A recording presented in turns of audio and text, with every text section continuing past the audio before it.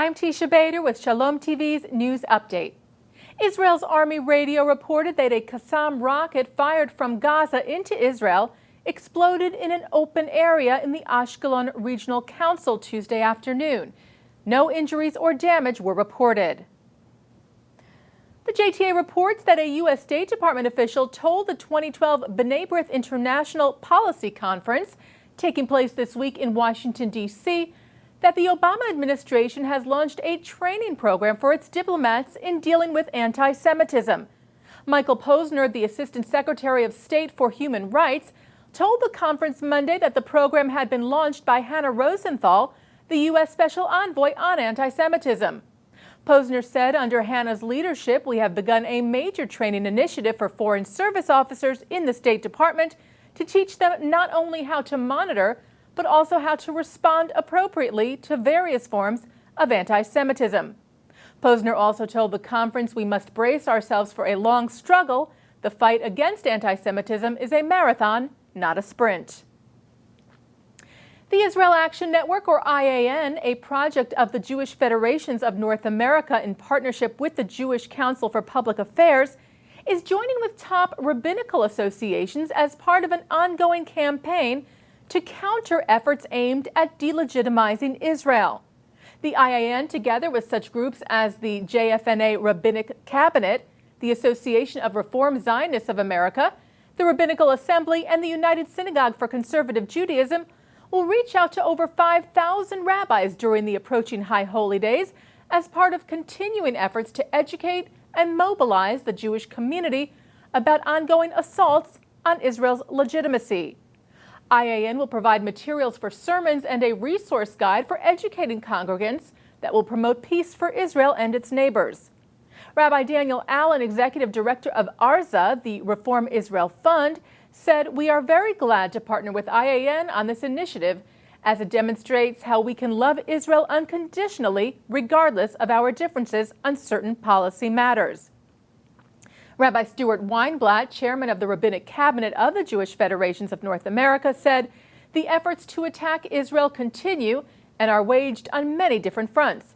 While the government of Israel works to protect Israel's citizens and its borders, we in the diaspora have an important role to play, helping Israel fight the war that is waged to undermine the legitimacy of its existence."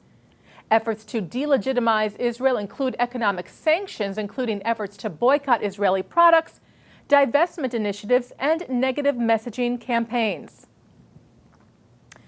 The wife of jailed Jewish American Alan Gross said she fears for his life. Judy Gross released a statement through her family's lawyers after visiting her husband in Cuba, saying, "While his spirit remains strong, I fear he is not going to survive this terrible ordeal." Gross, who is 63, was sentenced last year to 15 years in prison in Cuba for, quote, crimes against the state, after he was arrested in 2009 for allegedly bringing satellite phones and computer equipment to members of Cuba's Jewish community.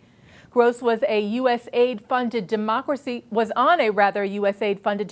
building program at the time of his arrest. Judy Gross said she was devastated by her husband's appearance and that he had developed a mass, which is not believed to be cancerous, behind his right shoulder blade. Gross also suffers from degenerative arthritis and other ailments and reportedly has lost 105 pounds since being in custody. Gross's lawyer Jared Genser told the Associated Press that there was no evidence Gross was being mistreated, but that conditions of confinement were difficult for him. Gessner also said that he had filed a petition with the UN Working Group on Arbitrary Detention on Gross's behalf, which has no enforcement power, but a ruling in Gross's favor could add to international pressure on Cuba in the case. And finally, today, the founder and chairman of the American Society for Yad Vashem, the Holocaust Martyrs and Heroes Remembrance Authority in Jerusalem, has died. Eli Zaborowski, himself a Holocaust survivor, founded the American Society for Yad Vashem in 1981 and served as its chairman until his death.